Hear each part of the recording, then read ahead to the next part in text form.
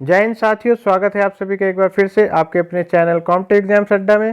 साथियों, high yielding topics की series जो हमने चलाई हुई है उसमें आज हम चर्चा करेंगे बहुत ही इंपॉर्टेंट टॉपिक के बारे में। टॉपिक हमारा रहने वाला है अनएम्प्लॉयमेंट के ऊपर, बेरोजगारी के ऊपर आज हम चर्चा करेंगे। देखिए, यूपीएससी असिस्टेंट प्रोफेसर एग्जाम के लिए आपका ये टॉपिक यूनिट 6 में दिया हुआ है और यहाँ से एक क्वेश्चन बनने की पूरी संभावना रहेगी। वीडियो का जो कंटेंट है वो इंग्लिश में है, लेकिन मेरे द्वारा आपको बहुत ही सरल भाषा में हिंदी में भी सारी चीज़ें समझाई जाएंगी। तो अगर आप शॉर्ट नोट्स बनाना चाहते हैं तो वीडियो को स्लो करके या पॉज करके आप शॉर्ट नोट्स बना सकते हैं। अगर आप नोट्स नहीं भी बनाना चाहते हैं तो वीडियो को आराम से देखेंगे, आपको सारी चीज़ें जो हैं समझ में आ जाएंगी। तो वीडियो को शुरू करते हैं। सबसे पहले देख लेते हैं कि अनएम्प्लॉयमेंट जो है उसको किसको कहा जाता है। अब देखिए, वीडियो को शुरू करने से पहले मैं आपको एक चीज़ और बता देता हूँ कि यहाँ से एक जर्नल क्वेश्चन आएगा। जर्नल क्वेश्चन का मतलब है आपको बहुत ही ज़्यादा डेप्थ में क्वेश्चन नहीं पूछा जाएगा, आपसे सिर्फ पूछा जाएगा कुछ टर्मोलॉजीज के बारे में। तो देखिए, एक तो टाइप्स ऑफ अनएम्प्लॉयमेंट इसमें हम करेंगे। टाइप्स ऑफ अनएम्प्लॉयमेंट से क्वेश्चन पूछे जाने की पूरी संभावना रहेगी। 1, 2, 3 जो फैक्ट्स रहेंगे, जो इंपॉर्टेंट फैक्ट्स हैं, वो मेरे द्वारा आपको वीडियो के दौरान ही बता दिए जाएंगे। तो वीडियो को बिल्कुल ध्यान से सुने। और अब शुरू करते हैं अनएम्प्लॉयमेंट से। तो ये जो शब्द है इसका मतलब क्या होता है? बेरोजगारी का मतलब है कि unemployment occurs when a person who is actively searching for employment is unable to find work. तो देखिए, एक ऐसे इंसान की बात हो रही है, एक ऐसे पर्सन के बारे में जो उसको अनएम्प्लॉयमेंट या बेरोजगार कहा जाएगा, जो किसी एम्प्लॉयमेंट को ढूंढ रहा हो, किसी रोजगार को ढूंढ रहा हो, लेकिन उसको कार्य नहीं मिल रहा हो, उसको वर्क नहीं मिल रहा हो, तो उसको बेरोजगार कहा जाएगा। और देखिए, अनएम्प्लॉयमेंट जो है उसको अक्सर जो है, जो इकोनॉमी है उसकी हेल्थ, उसके स्वास्थ्य के तरीके से मेज़र के रूप में भी देखा जाता है। मतलब कि जितना ज़्यादा अनएम्प्लॉयमेंट रहेगा उतनी ख़राब जो है इकोनॉमी हमारी मानी जाएगी। तो अनएम्प्लॉयमेंट का सीधा संबंध किससे है? इकोनॉमी से है। तो इसी तरीके से जो कनेक्शन है वो आपको एग्जाम में पूछे जाएंगे। और देखिए, अगर आपको जानना है कि अनएम्प्लॉयमेंट रेट क्या होता है, तो most frequent measure of unemployment is the unemployment rate. और ये क्या होता है? ये होता है कि which is the number of unemployed people divided by the number of people in the labour force. तो देखिए, इसमें जो शब्द है ये लेबर फोर्स, ये इंपॉर्टेंट शब्द है। और बेसिकली होता क्या है, लेबर फोर्स आप देख लीजिए, समझ लीजिए पहले। तो जो हमारे 15 से 64 साल के जो व्यक्ति हैं, जो कामकाजी व्यक्ति हैं, जो काम कर सकते हैं, उनको क्या कहा जाएगा? लेबर फोर्स कहा जाएगा। इस लेबर फोर्स में ये देखिए, नीचे आ जाएगा लेबर फोर्स और अपॉन ऊपर जो आएगा, ऊपर आएगा अनएम्प्लॉयड जो रहेंगे। और फिर 100 से अगर हम इसको मल्टीप्लाई कर देंगे तो ये अनएम्प्लॉयमेंट रेट आ जाएगा।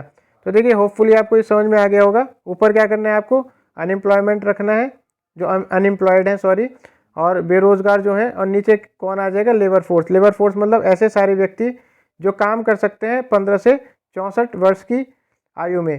तो देखिए, अगर आपको ये क्वेश्चन भी आया हुआ है कि 15 से 64 जो है लेबर फोर्स में कौन कौन से कितनी एज के व्यक्ति आते हैं, तो इसको आपको याद रखना है, 15 से 64। और अगर इसके अनएम्प्लॉयमेंट रेट की बात करें तो 100 से आप इसको मल्टीप्लाई कर देंगे। इसके बाद में देखिए, जो नेशनल सैंपल सर्वे ऑर्गेनाइजेशन है, NSSO, उसके द्वारा डिफाइन किया गया है अनएम्प्लॉयमेंट को और एम्प्लॉयमेंट को किस तरीके से, कि वो जो वर्किंग रहेंगे इंगेज इन इकोनॉमिक एक्टिविटी। तो जो भी देखिए किसी भी आर्थिक गतिविधि में इंगेज्ड हैं तो उनको कहा जाएगा एम्प्लॉयड। इसके अलावा जो सीख कर रहे हैं, सीख और अवेलेबल फॉर वर्क, मतलब जो लोग देख रहे हैं, ढूंढ रहे हैं रोजगार को और कार्य के लिए जो है उपलब्ध है, उनको अनएम्प्लॉयमेंट कहा जाएगा, अनएम्प्लॉयड कहा जाएगा। तो ये आप समझ रहे होंगे कि जो लोग देख रहे हैं, ढूंढ रहे हैं या अवेलेबल है वर्क के लिए, उनको अनएम्प्लॉयड कहा जाएगा। और तीसरी कैटेगरी है कि जो ना तो देख रहे हैं ना अवेलेबल है वर्क के लिए, तो उनको क्या कहा जाएगा? गैर रोजगार कहा जाएगा उनको, या गैर कामकाजी कहा जाएगा, गैर कामकाजी। तो ये आप ध्यान रखेंगे। तो एम्प्लॉयड कौन रहेंगे? जो वर्किंग है किसी भी इकोनॉमिक एक्टिविटी में, सीकिंग और अवेलेबल फॉर वर्क रहेंगे अनएम्प्लॉयड। मतलब उनके पास स्किल्स तो हैं, सीख कर रहे हैं, ढूंढ रहे हैं रोजगार को, उनको अनएम्प्लॉयड कहा जाएगा। और उनको अभी रोजगार नहीं मिला है तो इसलिए उनको अनएम्प्लॉयड कहा जाएगा। अब देखिए, जो पहले दो कॉन्स्टिट्यूएंट हैं, कॉन्स्टिट्यूट्स हैं, वो लेबर फोर्स में आते हैं। और अनएम्प्लॉयमेंट रेट क्या होता है? बेसिकली ये मैंने आपको बता दिया है कि अनएम्प्लॉयड वर्कर्स जो है और टोटल लेबर फोर्स इंटू 100 जो है वो इसका रहेगा। अब देखिए ये चीज़ें तो इम्पॉर्टेंट है। ये जो ऑर्गेनाइजेशन है नेशनल सैंपल सर्वे ऑर्गेनाइजेशन, ये भी बहुत ही इंपॉर्टेंट ऑर्गेनाइजेशन है और ये भी एम्प्लॉयमेंट और अनएम्प्लॉयमेंट का जो है पूरा इसका डेटा होता है देश का, तो इसको आप याद रखेंगे। अब देखिए इंपॉर्टेंट क्वेश्चन कहाँ से बनेगा, तो टाइप्स ऑफ अनएम्प्लॉयमेंट से क्वेश्चन बनेगा। जो बेसिकली टाइप्स रहेंगे बेरोजगारी के, तो वहाँ से क्वेश्चन बनने की संभावना रहेगी। अब देखिए डिस्ग्विस्ड अनएम्प्लॉयमेंट जो रहेगा, प्रच्छन्न बेरोजगारी इसको कहा जाता है। आप अपने शॉर्ट नोट्स बनाना चाहते हैं तो बना सकते हैं, प्रच्छन्न बेरोजगारी इसको बोला जाएगा। अब देखिए प्रच्छन्न बेरोजगारी क्या होती है, बेसिकली प्रच्छन्न बेरोजगारी होती है, एक एग्जाम्पल के थ्रू मैं आपको बता देता हूँ। मान लीजिए एक खेत है, ये इसमें गेहूं उगाने के लिए 5 लोगों की ज़रूरत है, लेकिन फैमिली में जो है 10 लोग हैं और उनके पास कोई काम नहीं है, तो 10 के 10 लोग, 5 की ज़रूरत है लेकिन 10 लोग काम कर रहे हैं, तो ऐसी स्थिति में इसको कहा जाएगा डिस्ग्विस्ड अनएम्प्लॉयमेंट। मतलब ये जो बाकी के 5 लोग हैं, मतलब 10 लोग हैं ना टोटल, तो टोटल 10 लोग हैं लेकिन 5 की ज़रूरत है, तो बचे कितने, 5 लोग तो फालतू में ही काम कर रहे हैं ना। तो अगर इन 5 लोगों को हटा भी दिया जाए तो एग्रीगेट जो डिमांड रहेगी, सॉरी एग्रीगेट जो आउटपुट रहेगा, जो प्रोडक्ट रहेगा, मतलब जो बेसिकली सारा का सारा प्रोडक्ट रहेगा उस खेत में से, इन 5 लोगों को हटाने के बाद भी उस पर असर नहीं पड़ेगा, क्योंकि 5 लोग जो थे वो तो पूर्ति कर रहे थे ना लेबर की। तो आप समझ गए होंगे, इसी बेरोजगारी को कहेंगे डिस्ग्विस्ड अनएम्प्लॉयमेंट, और प्रच्छन्न बेरोजगारी इसको बोला जाता है, प्रच्छन्न बेरोजगारी हिंदी में बोला जाता है। साथ ही इसको हिडन अनएम्प्लॉयमेंट भी कहा जाता है। तो देखिए छुपी हुई बेरोजगारी भी इसको बोला जाता है। एक बार इंग्लिश में देख लेते हैं, it is a phenomena where more peoples are employed than actually needed. तो जितने लोगों की ज़रूरत है उससे ज़्यादा एम्प्लॉयड होते हैं, और it is primarily traced in agriculture, कृषि के और अनऑर्गेनाइज सेक्टर में ज़्यादा देखने को ये मिलता है। अनऑर्गेनाइज सेक्टर्स वो सेक्टर होते हैं जो बेसिकली गवर्नमेंट के पास डेटा नहीं है उसमें, या कोई भी स्ट्रक्चर नहीं है उस एम्प्लॉयमेंट का, तो उसको अनऑर्गेनाइज सेक्टर बोला जाता है। अब देखिए दूसरी जो है इंपॉर्टेंट है सीजनल, मौसमी बेरोजगारी किसको कहते हैं। मौसमी बेरोजगारी वो बेरोजगारी होती है जो किसी सर्टेन सीजन के दौरान होती है, मतलब किसी वर्ष के सर्टेन सीजन में होती है। तो मान लीजिए अभी एक एग्जाम्पल के थ्रू मैं आपको बता देता हूँ। एक मान लीजिए कूलर की फैक्ट्री है, कूलर फैक्ट्री है, तो कूलर कब हमारे इस्तेमाल होते हैं, कूलर ज़्यादा हमारे इस्तेमाल होते हैं गर्मी के समय में। तो अब देखिए सर्दी के समय में मान लीजिए एक फैक्ट्री है, इसमें 20 लोग काम कर रहे हैं या 200 लोग काम कर रहे हैं, मान लीजिए कूलर बना रहे हैं वो। अब गर्मी में उनकी बहुत ज़्यादा ज़रूरत है क्योंकि कूलर गर्मी में यूज़ होता है, लेकिन सर्दी में कूलर यूज़ नहीं होते हैं, तो इसलिए ये 200 लोग जो थे, इनमें से जो है थोड़ी बहुत डिमांड है, सर्दी में डिमांड है, तो इनमें 200 लोगों में से मान लीजिए 50 लोग ही काम कर रहे हैं, 150 लोगों को निकाल दिया गया है। तो ये 150 लोग जो बेरोजगार हुए हैं, इनको किस वजह से बेरोजगार हुए हैं, ये हुए हैं मौसम के कारण, मतलब बेसिकली सीजन के कारण हुए हैं ये। तो इसको कहा जाएगा, इस बेरोजगारी को कहा जाएगा सीजनल अनएम्प्लॉयमेंट। तो होपफुली आप समझ गए होंगे। अब इसका दूसरा एग्जाम्पल क्या है, एग्रीकल्चर लेबरर्स जो होते हैं। तो देखिए जो एग्रीकल्चर लेबरर्स होते हैं इंडिया में, वो basically rarely have work through out the year.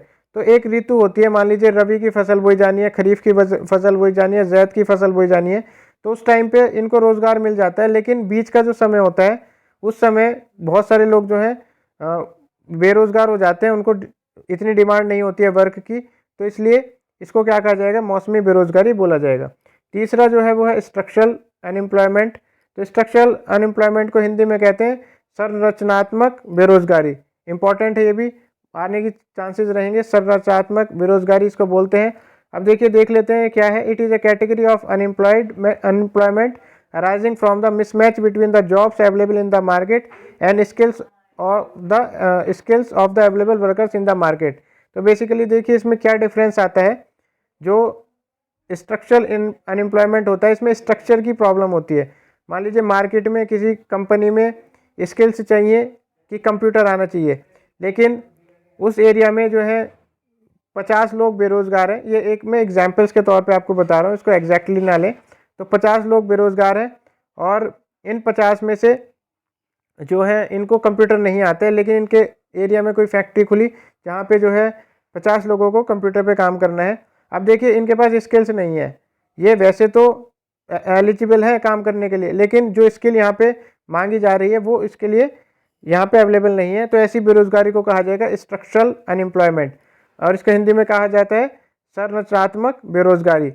और इसमें देखिए many peoples in India do not get job due to lack of requisite skills and due to poor education level. तो देखिए इसी तरीके का काम होता है जो जैसे कैपिटलिस्ट इकोनॉमीज़ है अमेरिका वगैरह, वहाँ पे इन चीज़ों पे बहुत ध्यान दिया जाता है, आईटी सेक्टर में बहुत ध्यान दिया जाता है। लेकिन इंडिया में क्या है, इंडिया में पुअर एजुकेशन लेवल है, एक तरीके से ट्रेनिंग नहीं दी जाती, स्किल्स पे काम नहीं कराया जाता। तो ये हमारा कहीं ना कहीं हमारे जो एजुकेशन सिस्टम है उसमें भी प्रॉब्लम है। तो आप इसको समझ सकते हैं, स्ट्रक्चरल अनएम्प्लॉयमेंट को इस तरीके से समझ सकते हैं। अब देखिए एग्जाम में क्वेश्चन कैसे आएगा, एग्जाम में क्वेश्चन भी इसी तरीके से आएगा कि भाई पुअर एजुकेशन लेवल की वजह से कौन सा अनएम्प्लॉयमेंट या बेरोजगारी होती है। तो इस तरीके से आपसे डायरेक्टली इनडायरेक्टली कहीं से भी कोई वर्ड उठा के, या ये स्किल्स वाला पार्ट आ जाएगा कि लैक ऑफ रिक्विजिट स्किल्स की वजह से कौन सी अनएम्प्लॉयमेंट होता है। तो आपको 4 ऑप्शंस दे दिए जाएंगे, स्ट्रक्चरल, साइक्लिकल, इस तरीके से दे दिया जाएगा। तो आपको क्या करना है, आपको स्ट्रक्चरल अनएम्प्लॉयमेंट पे टिक करना है अगर इस तरीके का क्वेश्चन आता है। तो अगला जो है वो है साइक्लिकल अनएम्प्लॉयमेंट, चक्रीय बेरोजगारी इसको बोला जाता है, चक्रीय बेरोजगारी इसको बोला जाता है। It is the result of business cycle where unemployment rises during recessions and declines with economic growth. तो देखिए एक इंपॉर्टेंट है, चक्रीय बेरोजगारी बेसिकली क्या होती है, ये देखिए परमानेंट नहीं होती है। ये कब आती है, जब रिसेशन हो रहा हो, या मान लीजिए किसी भी इकोनॉमिक जो ग्रोथ है उसमें डिक्लाइन हो रहा हो। ग्रोथ जो है किसी भी देश की इकोनॉमी जो है अगर नीचे जा रही है, तो उस टाइम पे जो बेरोजगार होंगे जो लोग, वो किसकी वजह से होंगे, वो बेसिकली उसको कहा जाएगा साइक्लिकल अनएम्प्लॉयमेंट, उसको बोला जाएगा। तो आप इसको ध्यान रख सकते हैं। अब देखिए एक एग्जाम्पल मैं आपको बताता हूँ, द ग्रेट डिप्रेशन हुआ था, द ग्रेट डिप्रेशन आपको पता है ये 1929 से 1939 के बीच में हुआ था, 10 साल के लिए चला था। तो इस टाइम पे रिसेशन की वजह से जो अनएम्प्लॉयमेंट हुआ वो बेसिकली साइक्लिकल अनएम्प्लॉयमेंट के कैटेगरी में आएगा, और इसको क्या बोला जाएगा हिंदी में, चक्रीय बेरोजगारी इसको बोला जाएगा। ये देख लेते हैं इसको, और cyclical unemployment figures in India are negligible. तो ये भी आप ध्यान रखेंगे कि भारत में इस तरीके से चीज़ें जो है बहुत कम देखी जाती हैं। ये वाला जो साइक्लिकल या चक्रीय बेरोजगारी है ये भारत में बहुत कम है। और ये कहाँ पे देखने को मिलता है, ये बेसिकली जो कैपिटलिस्ट इकोनॉमीज़ है, मान लीजिए अमेरिका हो गया, या बेसिकली जो यूरोपियन कंट्रीज़ हैं उनमें देखने को मिलता है, क्योंकि वहाँ पे जो कंपनीज़ हैं अगर उनमें थोड़ा सा भी असर आता है तो बेरोज़गार ज़्यादा लोग हो जाते हैं। तो इसको आप थोड़ा सा ध्यान रखेंगे। अब देखिए टेक्नोलॉजिकल अनएम्प्लॉयमेंट भी एक इम्पॉर्टेंट है, और ये अभी जो है इंट्रोड्यूस जो है बेसिकली, तो इसको देख लेते हैं। It is a loss of job due to the change in technology. अब मान लीजिए एक गड्ढे को, ये देखिए एग्जाम्पल जो मैं दे रहा हूँ आपकी समझ के लिए दे रहा हूँ, इसको आप बिल्कुल एज इट इज़ नहीं ले लेंगे।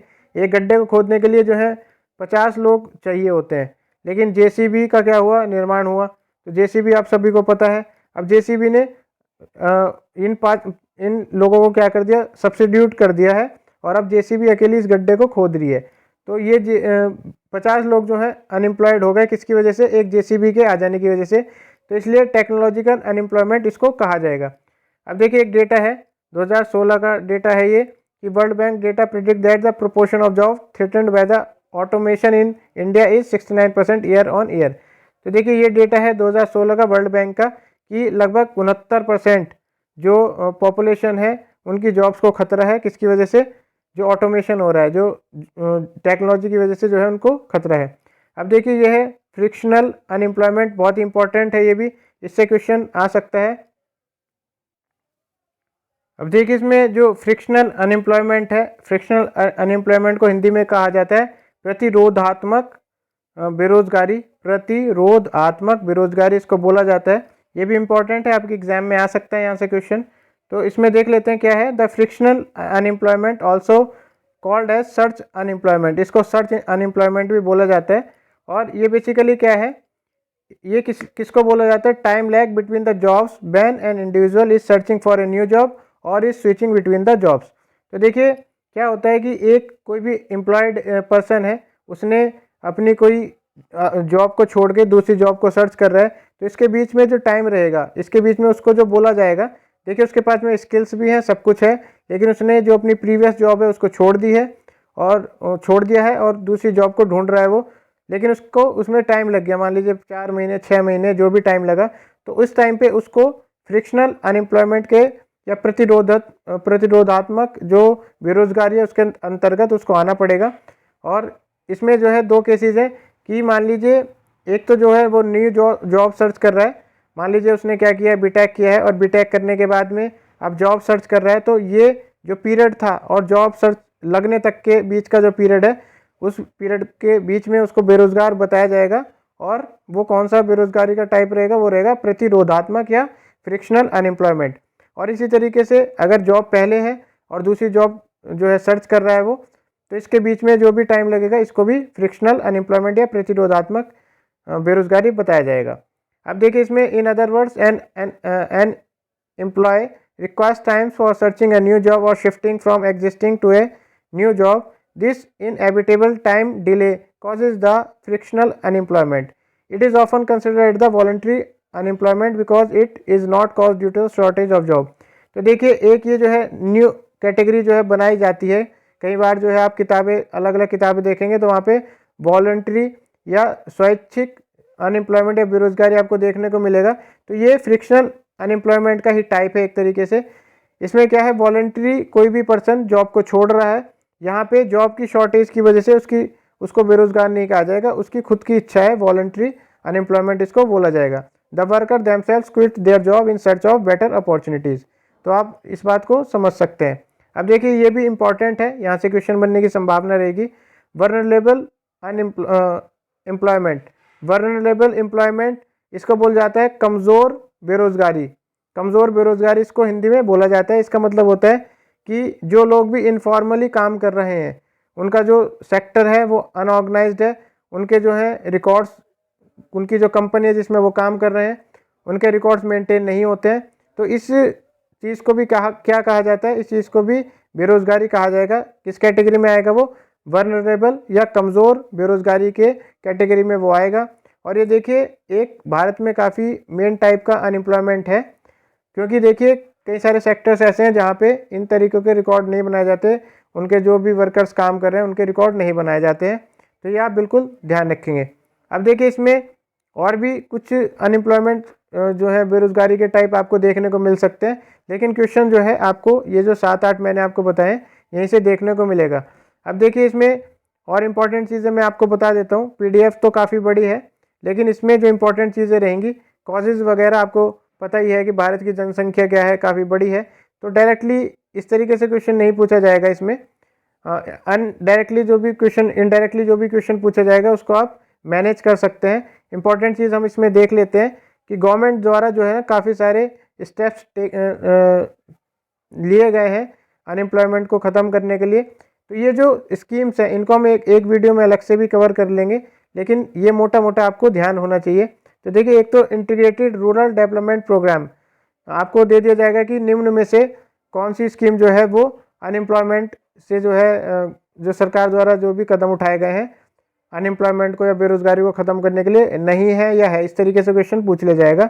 तो आपको ये चीज़ें याद रखनी है कि इंटीग्रेटेड रूरल डेवलपमेंट प्रोग्राम जो है IRDP, जो कि 1980 में लॉन्च हुआ था, ये इसी के अंडर आता है। तो ये आपको पता होंगे तो आप इसको एलिमिनेट कर सकते हैं। दूसरा जो है आपको ये नाम याद रखना है, ट्राइसम। ट्राइसम की फुल फॉर्म है training of rural youth for self employed. तो इस तरीके से आपको याद रखना है। अब देखिए कुछ लोगों को लग रहा होगा कि सर ये तो ज़्यादा हो रहा है, लेकिन यहीं से क्वेश्चन बनेंगे। ये स्कीम्स जो है ये आपको याद करनी ही पड़ेंगी। आपका जो यूनिट 6 में चैप्टर है, टॉपिक है अनएम्प्लॉयमेंट, यहाँ से क्वेश्चन बनने की पूरी संभावना रहेगी। अब देखिए जो ये थर्ड स्कीम है वो है आर सेती या रुद्र सेती। तो ये भी आप याद रखेंगे। आर सेती से जो फुल फॉर्म रहेगी rural development and self employment training institute. तो ये आपको थोड़ा सा ध्यान में रखना है। एक बार को जो है आप इसकी फुल फॉर्म भी छोड़ सकते हैं, लेकिन ये स्कीम तो आपको पता होनी चाहिए। इसके बाद में देखिए जवाहर रोजगार योजना, ये सब आपको याद रखना है। Mahatma Gandhi national rural employment guarantee act जो है मनरेगा, वो आपको याद रखना है। प्रधानमंत्री कौशल विकास योजना, ये देखिए थोड़ी न्यू है तो इनको तो बिल्कुल याद रखना है। प्रधानमंत्री कौशल विकास योजना। स्टार्टअप इंडिया स्कीम जो है वो भी अनएम्प्लॉयमेंट से रिलेटेड ही है, और स्टैंड अप इंडिया स्कीम जो है वो भी अनएम्प्लॉयमेंट से रिलेटेड है। अब देखिए ये सारी इंपॉर्टेंट चीज़ें मैंने आपको बता दी हैं। अगर आपको PDF चाहिए आप कमेंट बॉक्स में रिक्वेस्ट कर सकते हैं, आपको टेलीग्राम पे PDF मिल जाएगी। कोई भी डाउट अगर आपको है इस वीडियो में आप कमेंट बॉक्स में जो है अपना फीडबैक देख सकते हैं। और देखिए इस तरीके की चीज़ें जो है सभी एग्ज़ाम्स के लिए इम्पॉर्टेंट होती है। आपके कोई भी भाई बहन कज़िन वगैरह जो भी तैयारी कर रहे हैं, आप उनको भी इसको शेयर कर सकते हैं। जितना अच्छा फीडबैक मेरे पास में आएगा उतनी ज़्यादा जो है आपको चीज़ें अपने लिए जो है मिलेंगी। इसी के साथ में दोस्तों होप करता हूँ कि आपकी जो तैयारी अच्छी चल रही होगी और आप बिल्कुल इस साल जो है सिलेक्शन लें। Thank you.